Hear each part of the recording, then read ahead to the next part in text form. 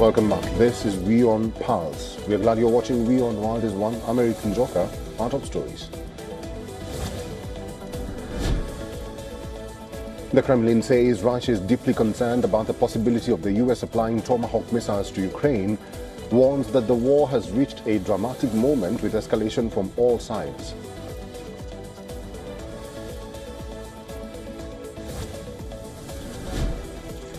President Trump and his Egyptian counterpart Abdel Fattah al-Sisi will chair Gaza Peace Summit in Egypt on Monday. Israel and Hamas to give it a miss. India and Pakistan among 20 other countries to attend the event.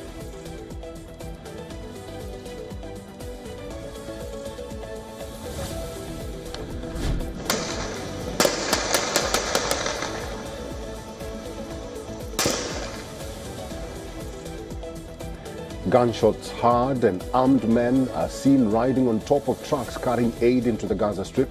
This as they drive in the southern city of Khan Yunis on the third day of the ceasefire.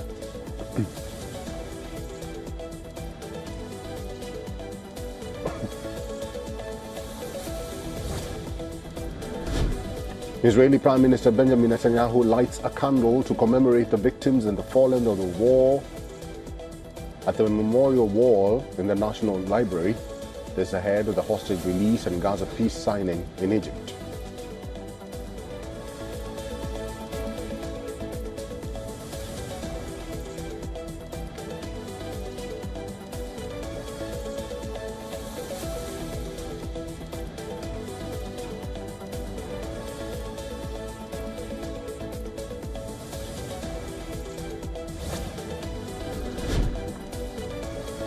Foreign Minister Amir Khan Muttaqi says there is no presence of TTP in Afghanistan, says the fight is inside the territory of Pakistan, asserts it is not possible that someone goes beyond 500 kilometers in a night attack and comes back again.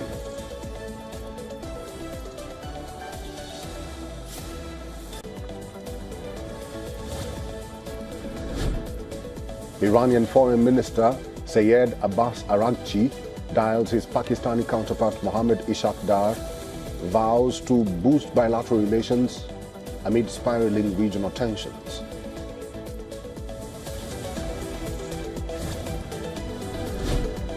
Canada's Foreign Minister Anita Anand arrives in India as part of a three-nation trip to Asia this week.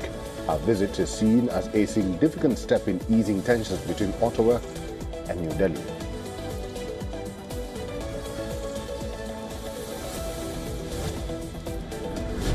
The NDA inks seat-sharing deal ahead of the Bihar Assembly polls. BJP and Chief Minister Nitish Kumar's Janata Dal United will contest 101 each of the state's 243 assembly seats.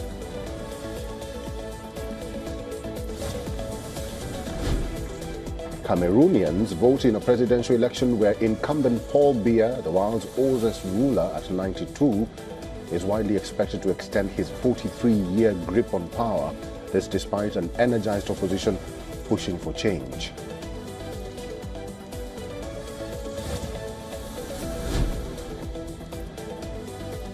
European Union member countries begin rolling out a new entry and exit system on a bloc's external borders. Electronically register So I traveled to the ICE facility in Portland, Oregon, which has been the site of ongoing protests since June in response to President Donald Trump's immigration policies. I used an academic research tool called Marlin to scan the cellular signals being sent from cell towers to cell phones in the vicinity of the ICE facility in order to look for a device called a cell site simulator. This is also called an MC catcher or a stingray. So cell site simulators basically mimic legitimate cell phone towers, and when they're brought into an area, they broadcast a stronger signal than real towers in the area, which forces your phone to connect to it. And then they use that to obtain your IMSI, or your International Mobile Subscriber Identity, which is a unique 15-digit code tied to your SIM card that the network uses to identify you when you're using your cell phone. In multiple 24-hour-long test scans, Marlin's researchers found a median of less than 3% of the messages being sent from a legitimate cell phone tower asked phones for this unique identifier. And in their multiple tests, the researchers found that spikes above 10% were rare and never exceeded 14%. In contrast, in just 14 hours of scanning, I saw over half a dozen spikes surpass 10% and recorded 3 separate 18% spikes in just a 1-hour window. But when I started to walk away to a nearby hotel about 0.3 miles away, that percentage started to drop back down to what the normal baseline number is that you'd expect to see from a normal tower behaving normally. So when you see huge spikes of those type of IMSI exposing messages, that's indicative of a cell site simulator being used. So if one of these devices is running at a federal facility, for example, they can find out all the phones that were in that area at a certain time. In this instance, it's likely that there was a device attached to a building that was looking at the people in the area. The reason cell site simulators are so controversial is that even if you're looking for a specific device, you have to force all other devices in the area to connect to you. So even if you have a warrant to find a specific phone, you're essentially siphoning up other people's data in the process. And while warrants are required, cell site simulators can be deployed without warrants under certain emergency circumstances, such as issues related to national security. So that raises the question of whether that justification is being used to potentially surveil protesters. And given that there was an apartment building and other businesses directly across the street from the ICE facility, even people unrelated to the activity on the ground may have had their information swept up.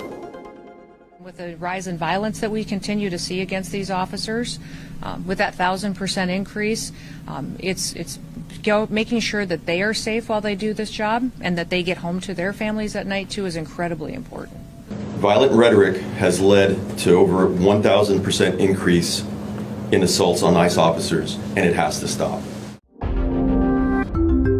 The White House says assaults on ICE officers have surged more than 1,000%. However, independent reviews of federal court filings by NPR and Colorado Public Radio tell a different story.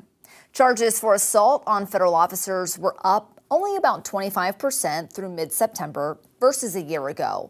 The Department of Homeland Security has not released the underlying data or methodology to support the 1,000% claim, despite repeated requests.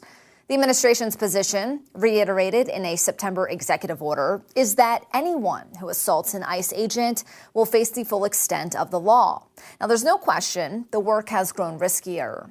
Cases this summer include gunfire aimed at agents in Texas, an agent dragged by a car in California, and a hospitalized officer in Omaha. Assault filings jumped 74% in the most recent quarter, driven largely by confrontations around large ICE operations in Los Angeles. But those numbers fall far short of a 1,000% increase. And critics say exaggerated figures erode public trust and make accountability harder. Former FBI official Bob Pence warns that when law enforcement stats outpace the evidence, cooperation from the public can suffer. For more on this story,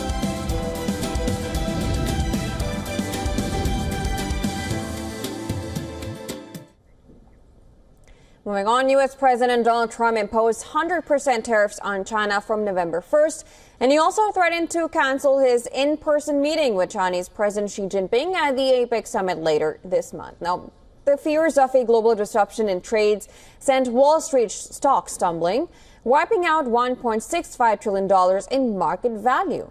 Now, Trump's threats were in response to Beijing's silent retaliation to U.S. tech policies, and apart from unprecedented export license requirement for rare earth minerals, China hit U.S.-owned vessels docking in the country with new port fees. Now that is a tit-for-tat move and in response to U.S. semiconductor shipment ban. The Friday rout in markets started after Trump's social media post of massive tariff hike in retaliation to China's rare earth export licenses requirement. Trump acknowledged that he could retreat from his massive tariff escalation if the Chinese back down from threatening restrictions on rare earth. He also said it was still possible that he could meet Xi later this month.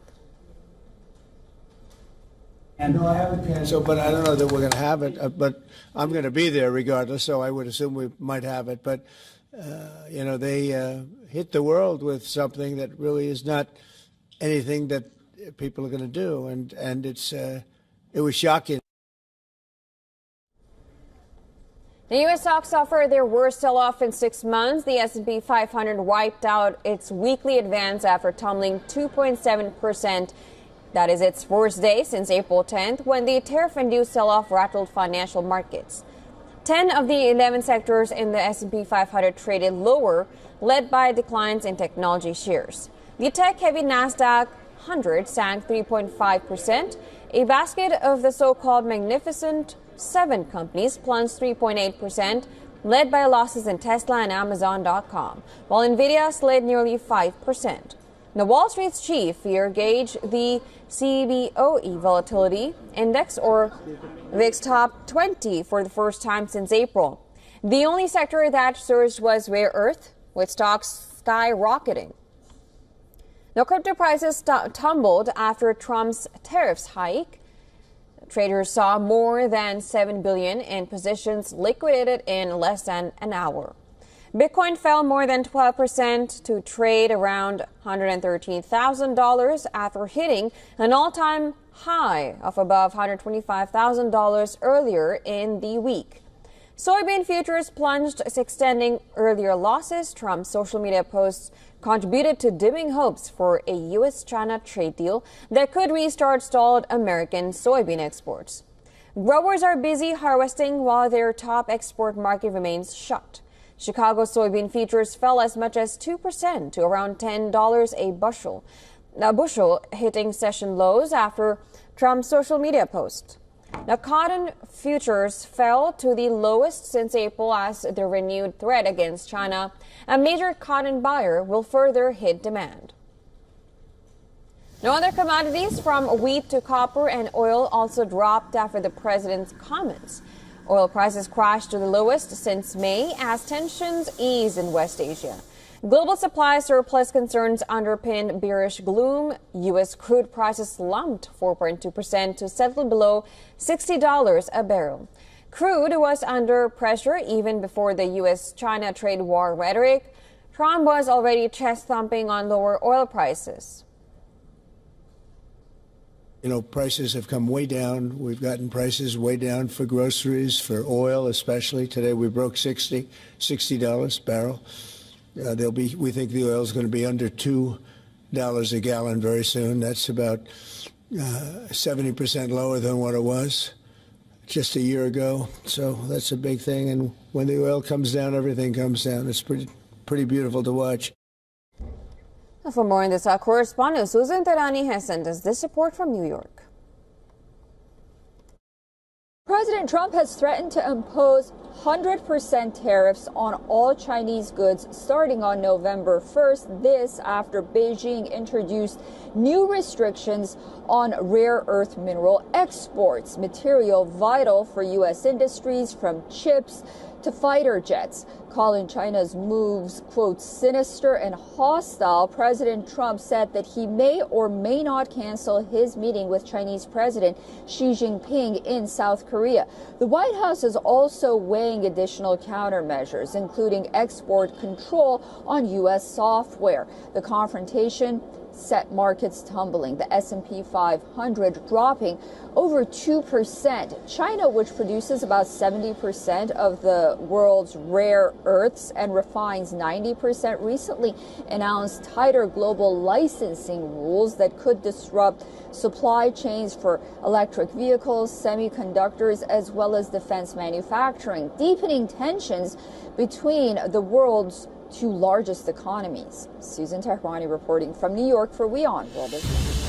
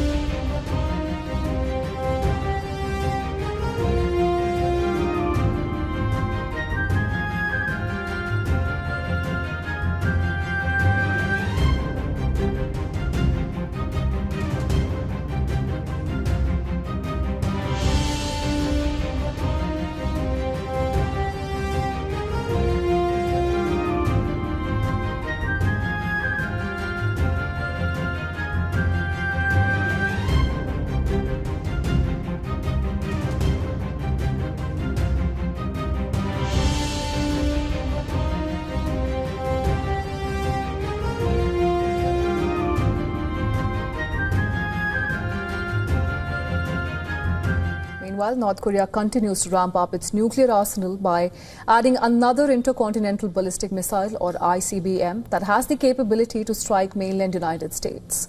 North Korea unveiled the Hwasong-20 intercontinental ballistic missile at a massive military parade that marked the 80th founding anniversary of the ruling Workers' Party of Korea in the capital, Pyongyang. According to state media KCNA, the new ICBM Hwasong-20 has been called as the most powerful nuclear strategic weapon ever rolled out by North Korea.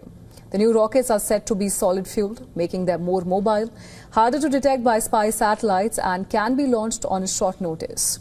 Theoretically, the Hwasong-20 could reach all of U.S. territories. Now, experts say that the new ICBM could strike multiple targets in eastern United States all in one go. They also added that the latest ICBM's larger and rounder nose would allow a single missile to carry several warheads, each capable of striking separate targets. Experts also suggest that Moscow might have had a hand in developing the latest missile for Pyongyang, owing to its resemblance to the former Topol MICBM that has a range of 11,000 kilometers.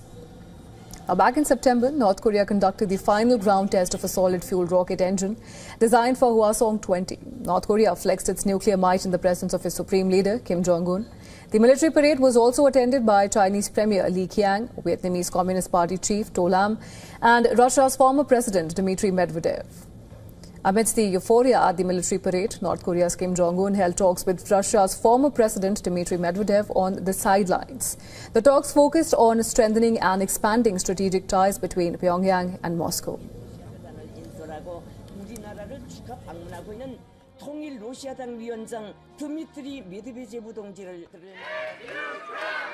Have come to rally for the release of the hostages. There are tens of thousands of people here, and they just heard Special Envoy Steve Witkoff.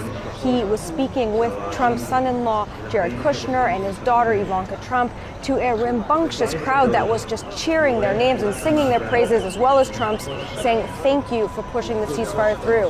When Israeli Prime Minister Benjamin Netanyahu's name was called, the crowd booed. Many blame him for the war and for prolonging it for the last 2 years. Now, Trump is expected to be in the region in the coming days when the hostages are going to be released. There are 48 hostages in Gaza, about 20 who are believed to be alive. Now, as the ceasefire went into effect Friday, Palestinians in Gaza started going back to their homes, but they were returning to rubble. Images showed rows and rows of neighborhoods of devastation and ash. Some Palestinians said they didn't even recognize their houses. They didn't even know where their houses were. Aid groups are urging Israel to let more aid into Gaza, let a surge of aid come in, and that is also supposed to happen in the coming days. The Palestinians are wondering how they're going to rebuild their lives. 第一，加速打造台湾之盾，披露建构台湾分层防御、高度感知、有效拦截的严密防空系统，为台湾编织保护国人生命财产安全的防护网。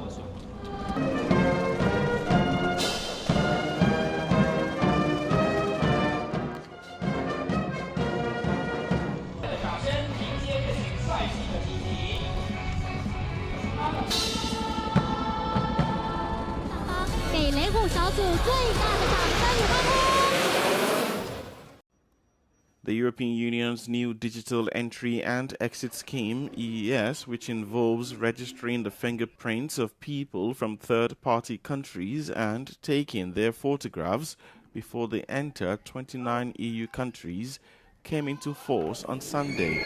Major airports in Italy began their implementation on Sunday, while Germany began its gradual phase in Stuttgart. According to the European Union, the new system will improve the efficiency and security of border crossings.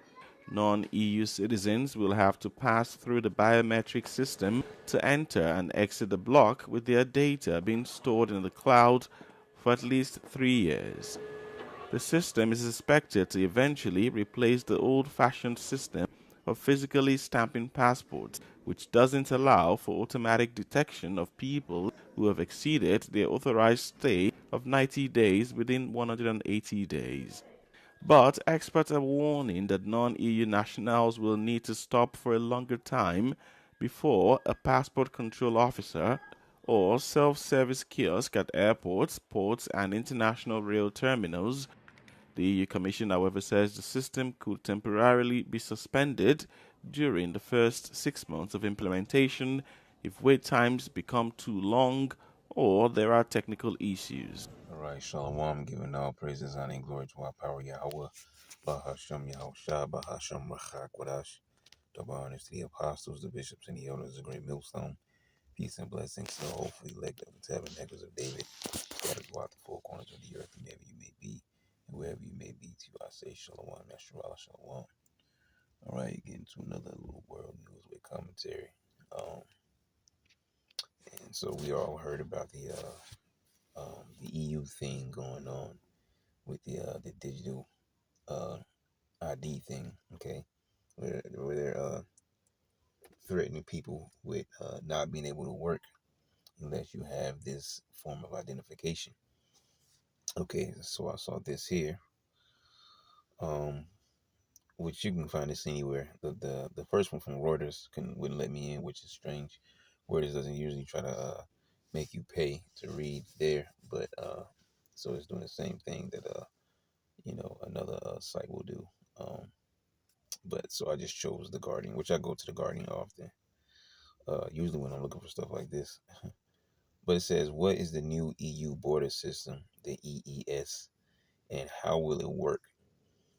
So digital entry and exit scheme means most travelers will have to register biometric information at the border. All right, British traveling to EU to undergo new biometric checks at border from Sunday. So yeah, it says digital entry and exit scheme means most travelers will have to register biometric information at the border. Okay, so many travelers to Europe will see changes in border security from Sunday with the launch of the EU's new digital entry and exit system, the EES. All right, after many delays. All right, so that's what it is right there. The new digital entry and exit system, the EES, entry exit system. The system means most non-EU citizens will have to register their biometric information at the border. All right, travelers' faces will have to be photographed. No, travelers' faces will have to be photographed and fingerprints scanned before they are allowed into Europe's Schengen area. Schengen, whatever, however you pronounce it, Schengen area. Okay, the system will eventually replace. All right, it will eventually replace passports. Okay, being stamped by border officials. All right, so they're slowly transitioning you into a digital phase. Now, mind you, we're speaking only about Europe because this is where it's taking place. Okay, but we all know the ultimate game plan is to soon move all countries into a digital phase and a digital system, digital money by way of digital banks. And then they have however they pull those systems together.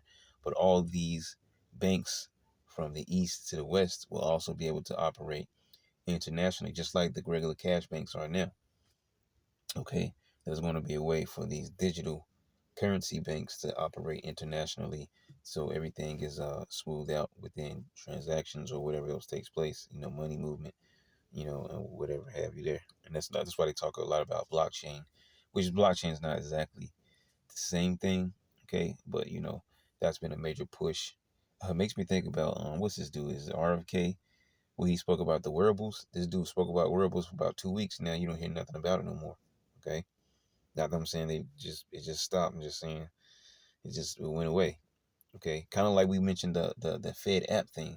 It was such a big talk, and then when it released, it just kind of went away. Not saying that it's just gone, but it's just not talked about anymore. Did I read that? I think I did. Yep. So the system means most non-EU. Okay, yeah, I read that too. Okay, yep. It says the system will eventually replace passports being stamped by border officials. So now it reads, what is EES? It is not, excuse me, it is not a replacement for passport control. Travelers will still have to go through checks with border officials at ports. but eventually they will not have their passport stamped.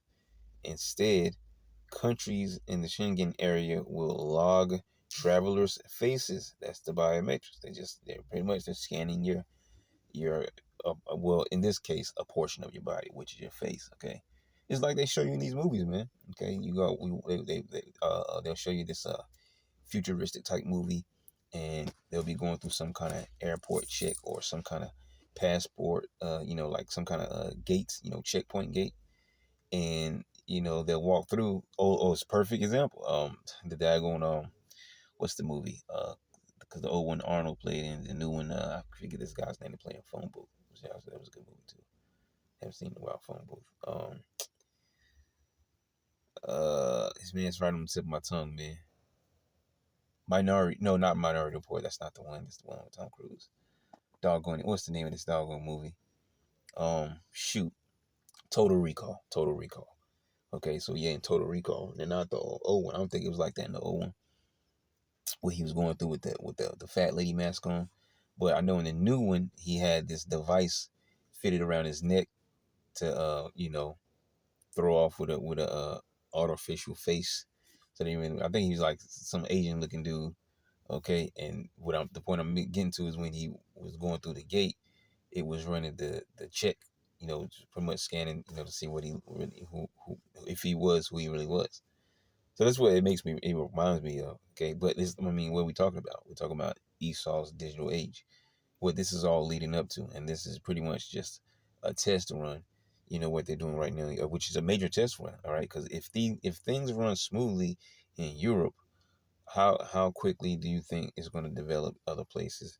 But the main place being Babylon the Great. All right, which we wanted to come quick, but we can't rush these things. It is not a replacement for passport control. Travelers will still have to go through checks with border officials at ports, but eventually they will not have their passport stamped, right? Usually, they stamp the passport, right? Instead, countries in the Schengen area will log travelers' faces, fingerprints, and entry and exit dates. So they have your face and your fingerprint, which is your biometric data to identify that you are who you claim to be, and that this person here, we can identify who this person is. And we have your entry and exit dates. So not only do we know who you are, there's no throwing us off your, whatever, like maybe it's some criminal, I don't know, but you can say that, no, I was here at such and such time, and that log that you have right there, that log is off. Okay, I left here and came back to the same port at this and such date. Well, sir, our log has you entering here and exiting here and re-entering, and so on and so forth. So they're basically just trying to collect, it's all about, the hell is this advertisement? Let me see. Okay, here it is. What was I about to say? Oh yeah. So it's mostly just about data collection. Because that's all it is. It's a collection of your data. All right, to compile in a digital, an online identity of you, to attach you to their digital system, which flows you freely with their digital currency. All right. The system is being introduced to make border crossings faster and more efficient. See, now they don't say it here. All right, not that I want that. They don't exactly say it here, but what's always the word that they use? Convenience. Okay, this is just another way of saying convenient. Crossing faster, more efficient, while also tracking who is coming in and out. You see, there you go. That's what they really want. They want to track who's coming in and out. And if they have your log when you enter or exited or whatever, which is alongside your face and your fingerprint, there's no not knowing who you are. Okay. So it says the EU says it will also give it information that will be used for security purposes. So there you go. You see, data collection. And they're saying it's which it is for their own personal security, purposes.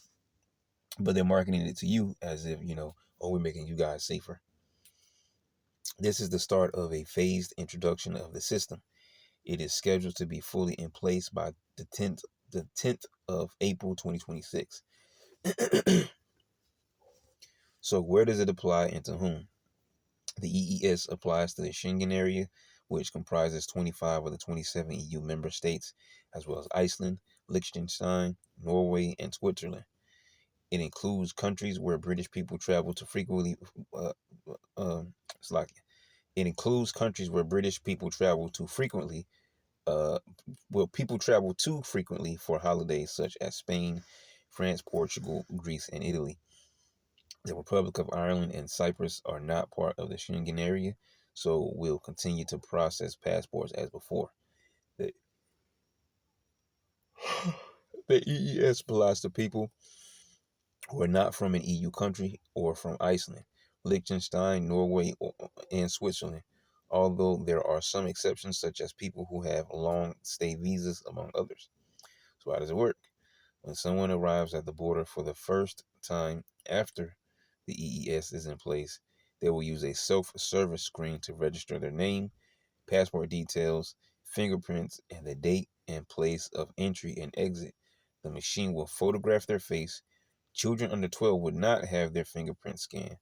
All right, but it didn't say that it wouldn't photograph their faces though. When people first come into contact with the EES, depends on where they are traveling to and when. Coach and foot passengers going through the port of Dover will go through a new facility for EES processing from Sunday. From November, this will apply to all traffic. Coach passengers going through the Eurotunnel will also go through the checks from Sunday. The process will be rolled out gradually. Oh, there you go, gradually. Come on with the ads, man. Let me see. Where is it? Down below. The process will be rolled out gradually over the coming months on Eurostar, which has installed registration terminals at its departure areas at St. Pancras International in London. For other trips, the process will happen when travelers get to the destination country. Airports are implementing the changes at different times. For example, Germany will phase in the service starting with a small airport in Stuttgart, and then build up to operations in Frankfurt, one of the busiest aviation hubs in Europe. All right, so will I have to get to the door earlier? This one. What will happen to the data that is collected? The data provided digitally through the EES will be kept for 3 years, with some exceptions, after which it is erased. So they say. So they say. All right. Well, there's a worldwide digital system that's being planned. So when they get this data of you, it's just going to be transitioned right into the micro C-HIP, man. Okay. And which makes sense, man, because if they can collect your data now through a small system like that, all they have to do is transfer it to the C-HIP, which they're going to register to you. Because I'm pretty sure, because remind you, they have barcode numbers, and if I'm correct, no two barcode numbers are the same. Okay, even if you have every number the same, at least one of those are going to be different. Okay, if I'm correct, no two barcode numbers are the same, unless you're talking about, because like, those that are familiar with retail, especially like if you've been a stocker before, all right, you'll have a barcode for, let's say you're stocking chemicals, all right, so there's some oil, all right, all that oil will have the same code because it's all the same item. But then you open up a box and it's shampoo. Well, that shampoo is going to have a different code from this oil that you just stocked up, but all that shampoo is going to have that same code. I'm not talking about in that sense, okay, but just to make that difference for those of you that understand what I mean, when I'm talking about, retail and stock and things of that nature. Okay.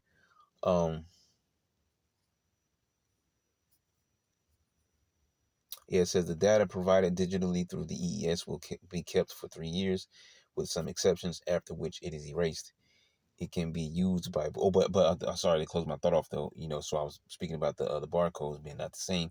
What I was getting at is, I'm pretty sure every single person that falls to the system and gets deceived to take the C-HIP, that number, will be with the 66 on it, but also the other numbers will probably the 666 is one thing that's going to be in the barcode, but the rest of the numbers in the barcode will probably be a number that's unique to you.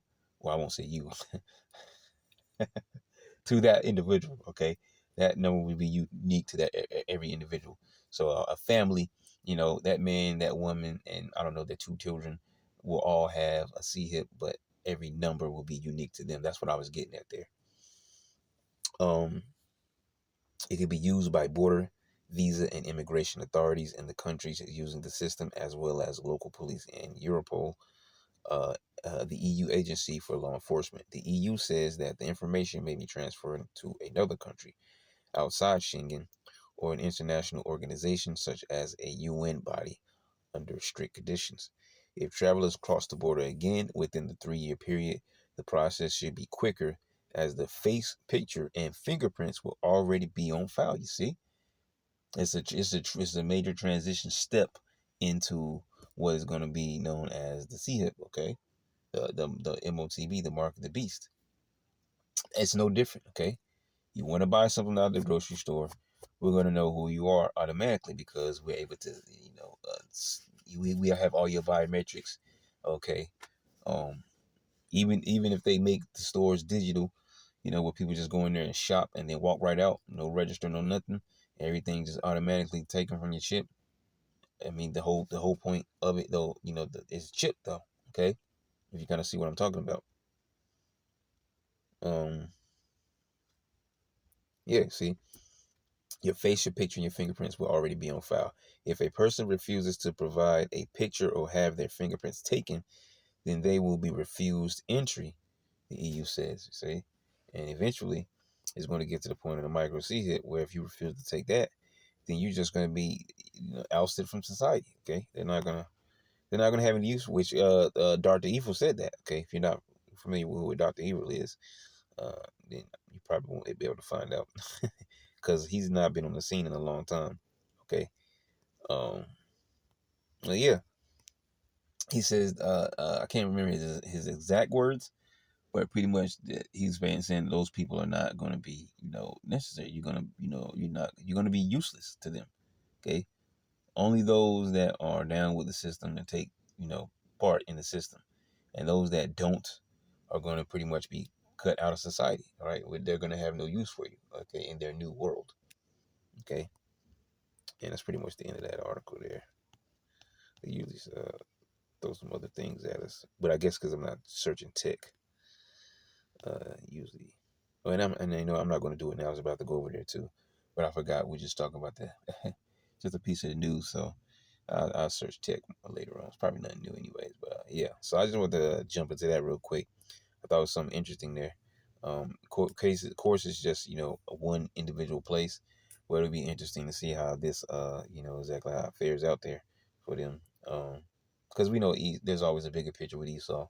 As we just mentioned, he's looking to bring the CHIP and the digital system and digital currency to all the world.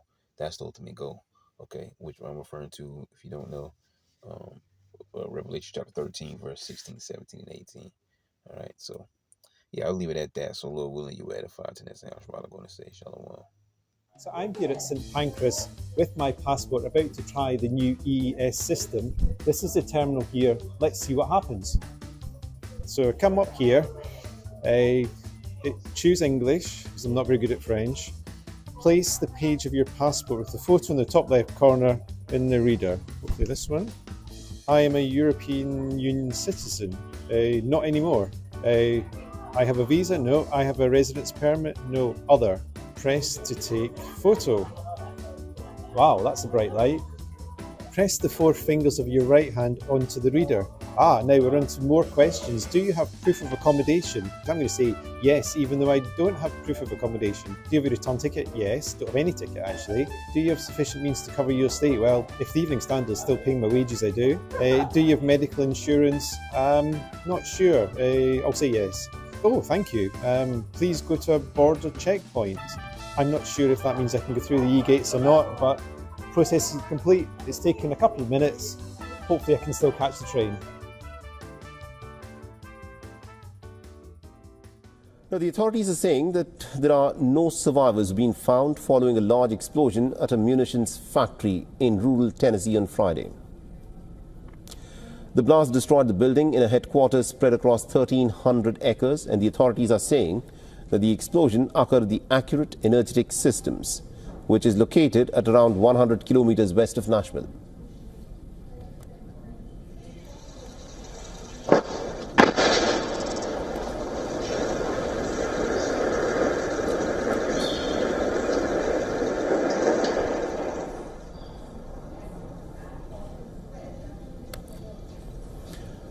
The company offered no indication of the cause so far or how many people were working at the plant during the time of the explosion that was loud enough to be heard and felt in the surrounding areas. The drone visuals on your screen show the intense blaze from the debris billowing smoke into the skies following the devastating explosion. The footage also shows charred and mangled vehicles strewn across the facility.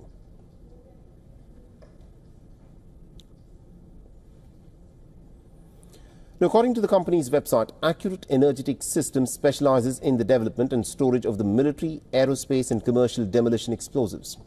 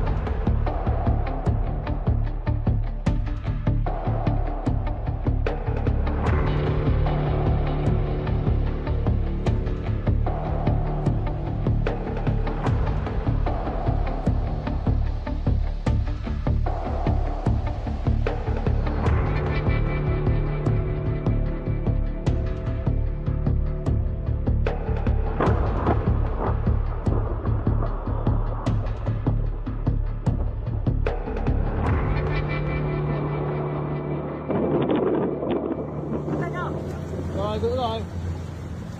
Tay à? Nhanh lên em ơi hả?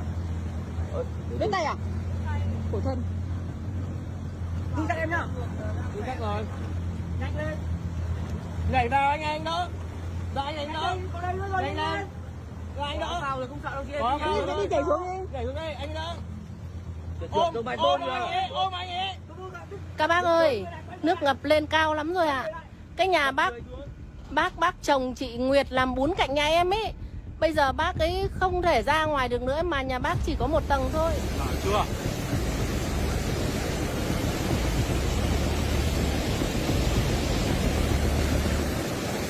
Sáng bé giờ